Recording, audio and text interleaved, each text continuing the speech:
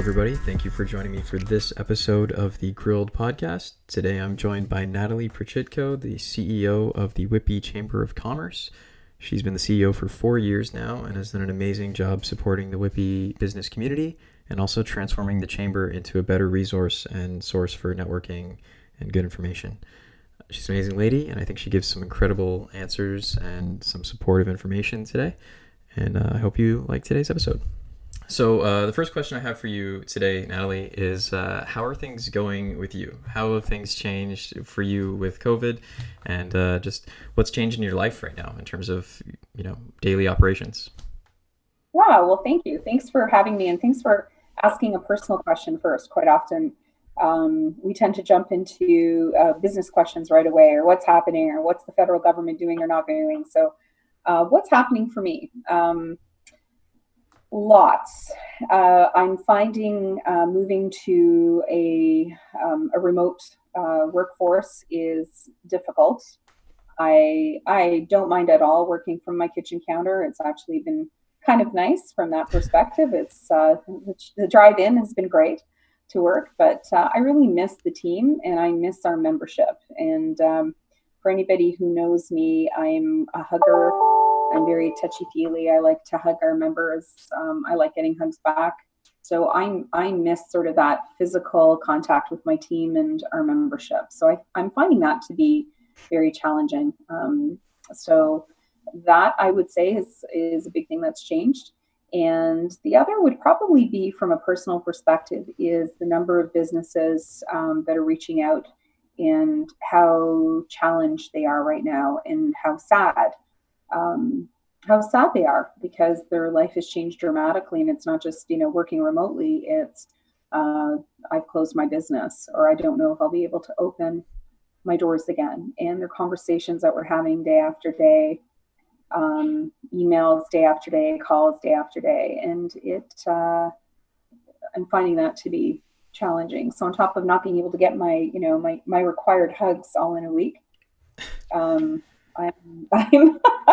I'm spent at the end of the day, because I just feel awful for all of us, and awful for an economy that's going to be challenged the longer we stay indoors, for the health of our community, the longer we're challenged on the back end in terms of renewing. Now, usually I save this question for the end, but because of where we are too, speaking about how drained you are during each day, I think that's kind of a common thread that's coming up a lot. A lot of people are talking about how the stress of having to deal with everything going on is actually making them less productive, because so much energy is now being dedicated to just kind of getting through the day. So do you have anything that you've been doing to get more of that energy back and recharge at the end of each day? Do you have a hug dummy or something like that? I'm terrible at work-life balance. I always have been.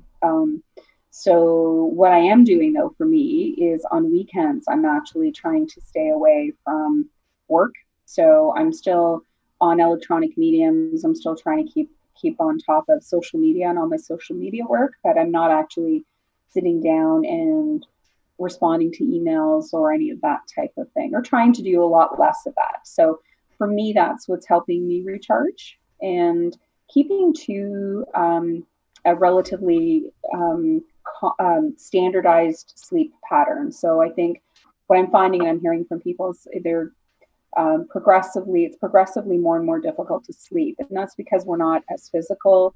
And again, it's stress. So I am trying to make sure that I'm not sort of leaving later and later going to bed, which means I'm getting up later and later in the morning. So I'm trying to keep to that. And I find that helps me mentally.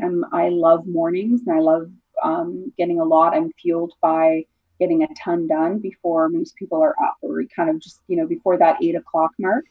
If you took that away from me, I think that I would be great. I'd have greater anxiousness in my life. I'm very much a morning person for work. So I'm trying to keep that schedule common. And I think thirdly, Andrew, there's always somebody in a situation that's worse. And there are days where you have a really, really bad day and you just don't know how you're going to cope. And you need to really pause and think about the challenges other people are facing. So I'm fortunate. I have adult children. I'm looking at my neighbors or at coworkers or at members and thinking, how are they coping with trying to work from home, look after very small children, or conversely, older children who need to be educated during the day and meet, whatever it is that the teacher's now sending electronically, navigating through all those processes, and then running a household. And they're all trying to do it. And so I think about that level of stress and just getting through my workday. I got nothing. That's not even a stressor in my day. So I look at that and think I need to stop complaining about my stress when other people are dealing with significantly higher values, and not stop complaining, but actually balance it out and be thankful for things I have versus looking at the things I don't have or the things that are giving me stress. So I think balancing those out has been helping. As long as you're using it to balance, I think that's healthy. It's not the best to just kind of think, oh man, everyone's got it worse, so my stuff is nothing, because stress is stress. But as long as it helps you get through, that's what's important too. Cool. Well, sorry, go ahead. We tend to bitch and moan, right? Like human beings sometimes look inwardly at what they don't have, right? The 50%, right? If you look at the glass half full, so you will always have people that are half full people or half empty people. And so sometimes it's not if you're a half full kind of person, it's not a bad idea to sometimes look at the half empty and get some perspective on both, because perspective is everything, right? And perspective right now is, I think, critical, and a lot of people don't necessarily have it. Definitely. Mm-hmm. So, speaking of perspective, you have a lot of it, speaking to these people who have, changes occurring to their business, a lot of it recently for the negative, a lot of it is, speaking previously to Teresa, to do with pivoting and new businesses trying to figure out what to do. What do you think is like the biggest challenge going on for new businesses that they've faced with just deciding how to handle this situation? Is there something that people have been coming around to a lot that's blocking them? I think there are a couple. Navigating all of the announcements and the changes governments and all levels of government are making. They're having to run at lightning speed. So I really commend all levels of government and how quickly they're having to respond to COVID, because it's balancing all of the needs of health providers, making really difficult decision in terms of enforcing the staying at home as an example. Then on the flip side, trying to figure out how quickly can we get money into the hands of people and in the hands of businesses. What can we do to stimulate the economy? So it's by no means criticism, but I think what businesses are finding challenging is navigating through all of the announcements, all of the changes then to those announcements. You go back to the same page you looked at the day before, and all of a sudden a not-for-profits might be included, or a form might be there, and it's stressful enough to make decisions for your business. Then added to that is the stress of trying to navigate the different supports. And then when you drill down into those supports, you realize the timing for them is until weeks away, or you don't necessarily qualify, or the documentation you need to provide you don't have. And so I think that's the real challenge, in the fact that businesses aren't getting the support they need fast enough, and they're not able to navigate through what the support is in order to get it. So it's both of those things, I would say, is the biggest challenge. I definitely agree with that. I know for Seba especially, in this week's announcement, there was a lot of changes to the requirement process and what you could do, what the ban was. And previously I didn't qualify, so it was a lot of stress with that. Now I do. And then similar with the commercial rent support that they're trying to plan right now. There's a big announcement. It's really exciting. There's no information. We don't know when it's coming. So it's tough for, I think, landlords and people who are leasing commercially to figure out what they're going to do with their business. Well, and they announced the support, but if you dig down, the support is actually for landlords. And so what is the process, or is there a mandated process to give the savings or the benefit to those leasing? So that's not necessarily worked out. So people can get really excited about the fact that there will be cost offset for leasing, but that's actually in favor of the landlord right now. So and they're a business too, and they're suffering, right? So everybody is. So how do you transfer those savings to those small businesses who are still required to pay rent? So that's a question mark. The other is, I think, and I think it's really important that we continue to have this conversation and we continue to communicate the fact that any support from the government, Seba included, is taxable. And we're not really communicating that as strongly as we should be. I think maybe they've edited some of the websites in the federal government, but there are a lot of people who are struggling immediately. So they get that money deposited into their accounts and immediately spent because they either have to or they're choosing to.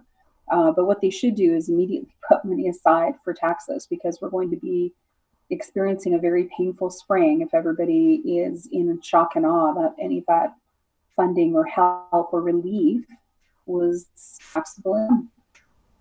Yeah, that's a good point too. I know what they're saying if you're participating in the CERB program, to make sure you're putting aside at least $300 per payment for taxes, just to be safe, because it could come back and bite you next year for sure.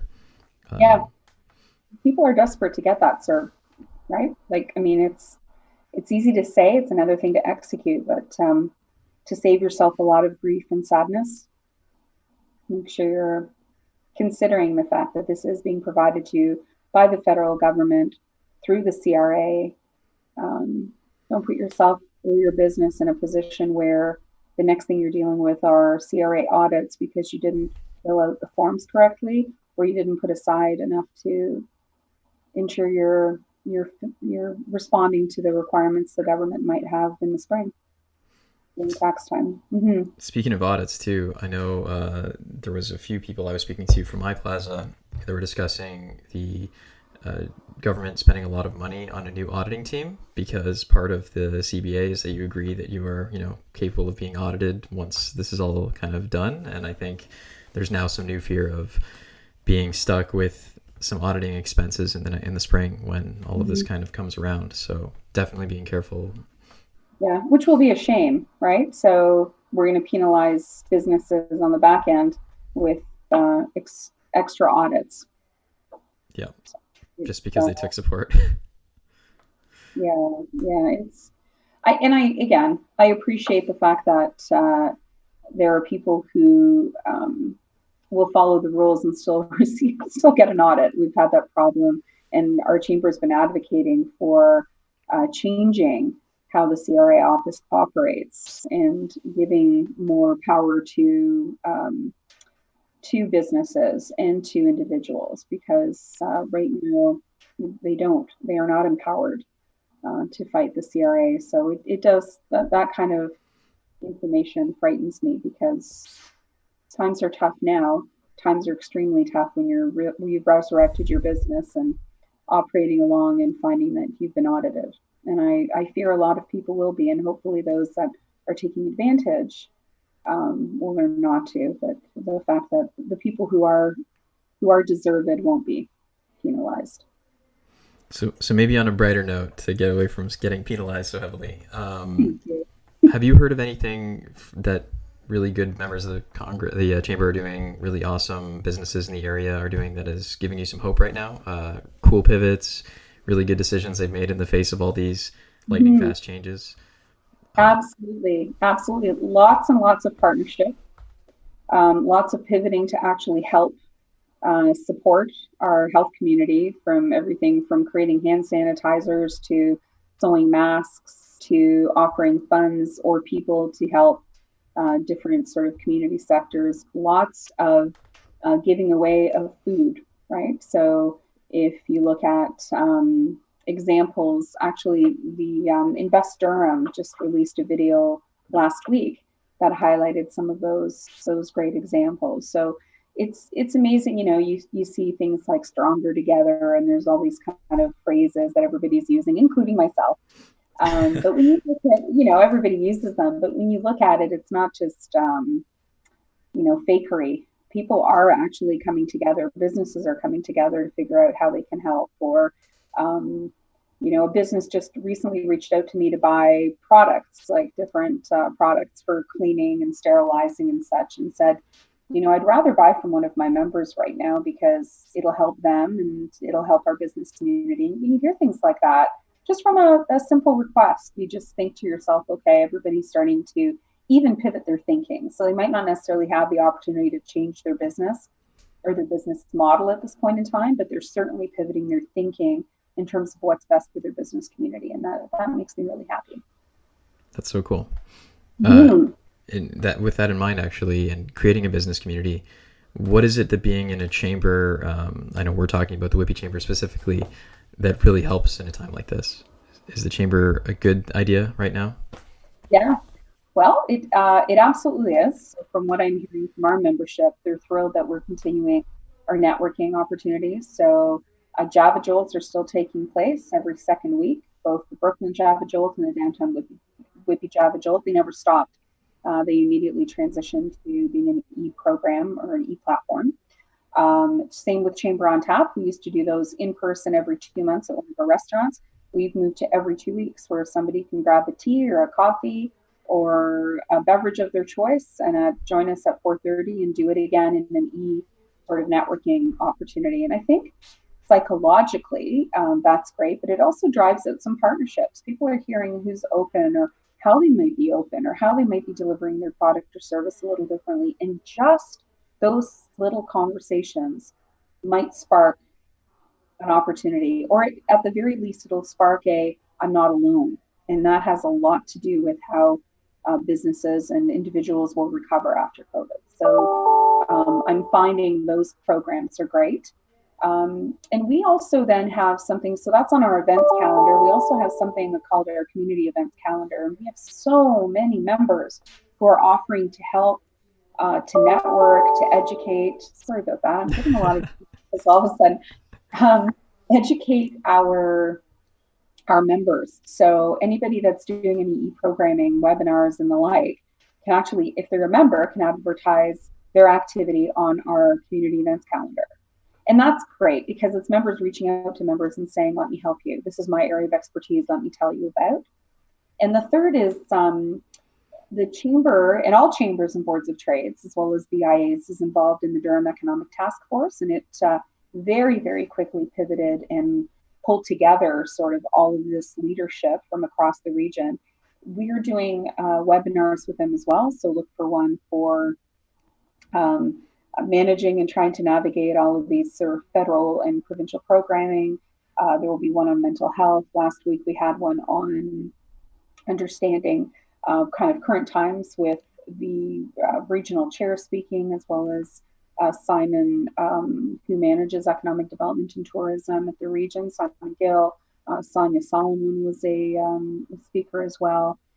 And then we're doing something called Speaker Rewind. So the Chamber has had some really amazing conferences. Connect Women in March had 300 attendees. So we are actually asking some of those speakers to come back and we're doing a Speaker Rewind. So we're actually hosting them to talk about current times or what they've learned, or talk about their particular area of interest or specialty. And it's giving people an opportunity to go, oh, I miss Connect Women, so I get to see.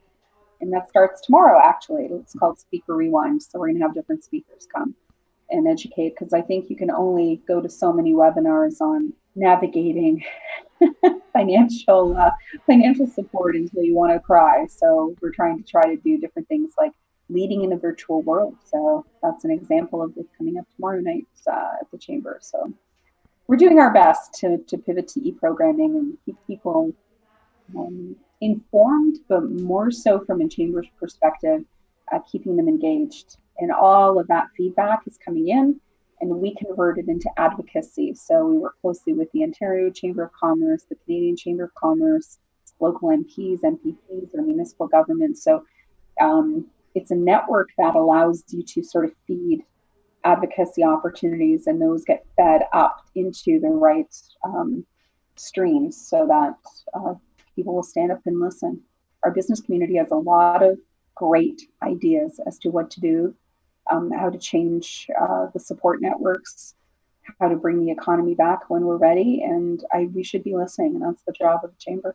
It's very true. I think most of the people that I've spoken to have had great ideas that just need a place to propagate. So it's really cool that you guys are offering that, and I think it's a good idea for the chamber. Is there anything that you would suggest just anybody do nowadays? Is there any cool piece of advice that's come through, any really good idea that stood out to you as something that everyone should know or do?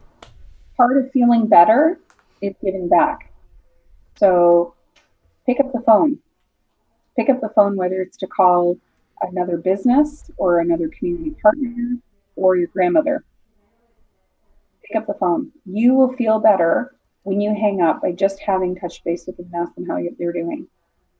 You might think you're doing it for them, but you'll actually be doing it for yourself. And I think people have forgotten how to communicate in a very digital world. Pick up the phone. The simple ask of, hey, how you doing? Just touching base has such significant and profound positive changes for people. And again, personal or professional, pick up the phone, call your customers, stay in touch with your customers, stay in touch with your suppliers because they're your friends too. Stay in touch with community partners, things like you're doing, Andrew. You had to close your business. That doesn't mean you're not asking people how they're doing. It's you're deciding to do this level of programming. You don't have to. You didn't have to do this. And this is, I think, where not just the community is getting together, but for yourself, for you personally, trust me, you will feel better if you pick up the phone and call the people in the business partners or individuals in your life that might need that call. And you don't know, the day you pick up that phone and pick somebody to phone, you might be their lifeline that day. Yeah, I know I'm getting a lot more calls lately for sure, and having some really good conversations with some good friends that I haven't spoken to in a while since I've had to close. So you're definitely do feel way better afterwards. It's you can vent a little bit and also come up with maybe some good plans and just have that support system. So. Right. Well, and you had to close. I mean, given what Drinks and Dragons does, right?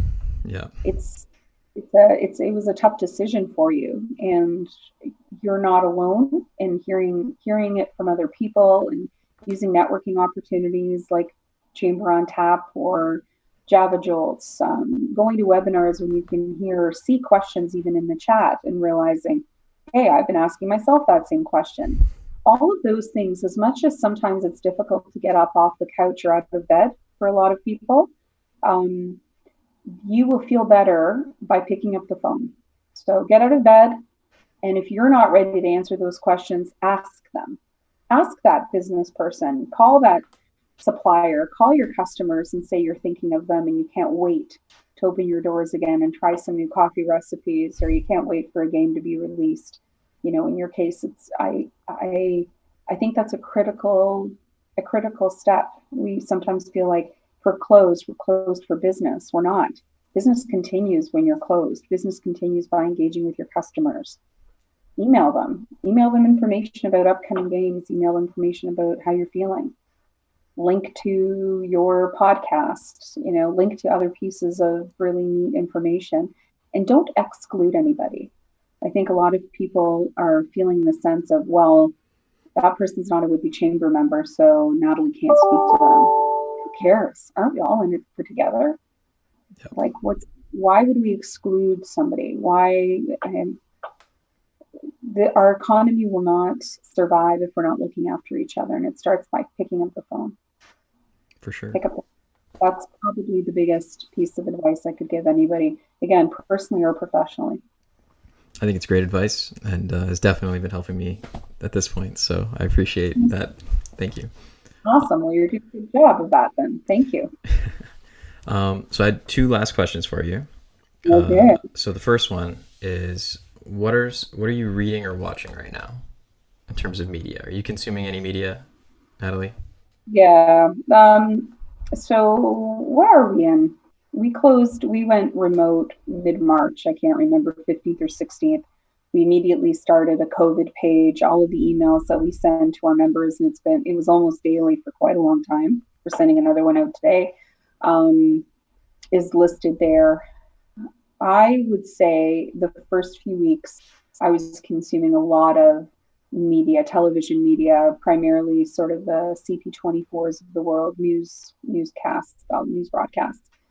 And I found that on top of everything else overwhelming.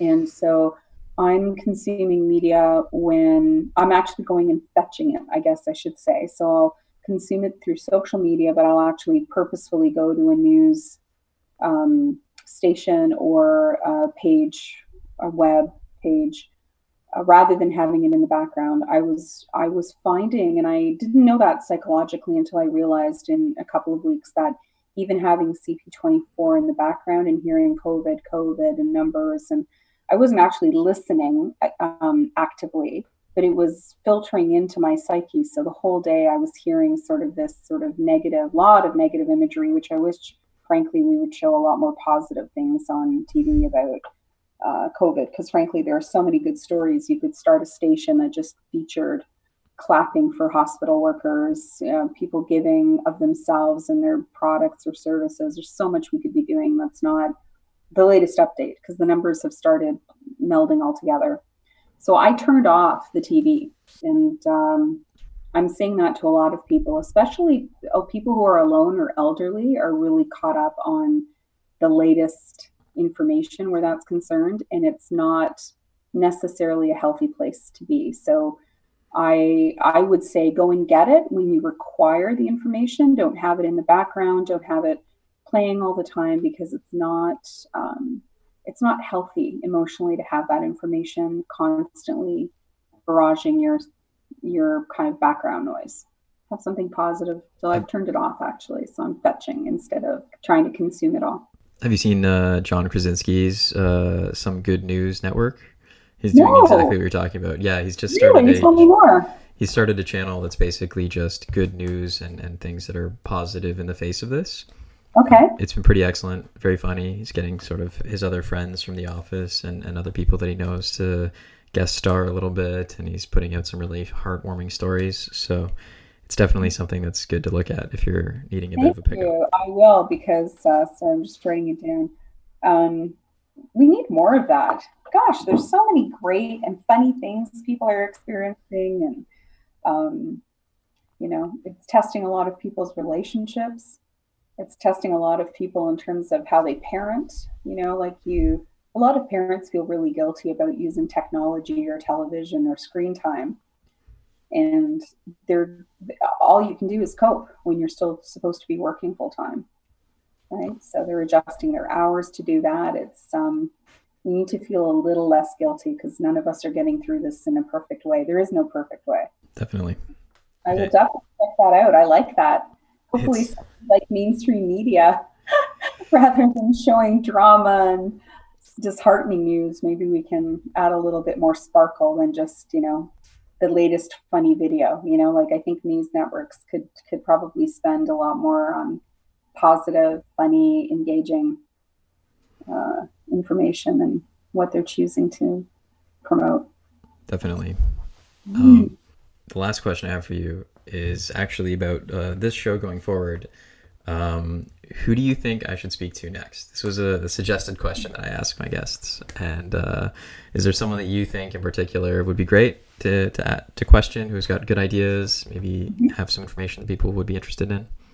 For sure. I think in the realm of Whitby specifically, you can speak with Carrie Large from the BIA. Carrie Ann Large is the executive director of the Business Improvement Association area, not association.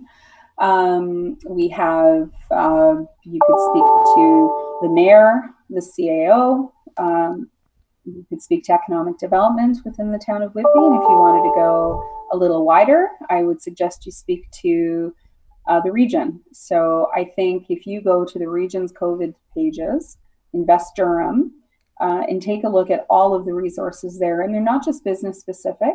There's pages for constituents, and then there's pages specifically dedicated to the business community. But everything you've ever wanted to know about COVID and more is there in all in one location. So speaking to someone like Simon Gill would be another great opportunity. And there's a lot. You could absolutely ask to interview our MP or MPP. And I think the next time anybody who's listening to this, thank them.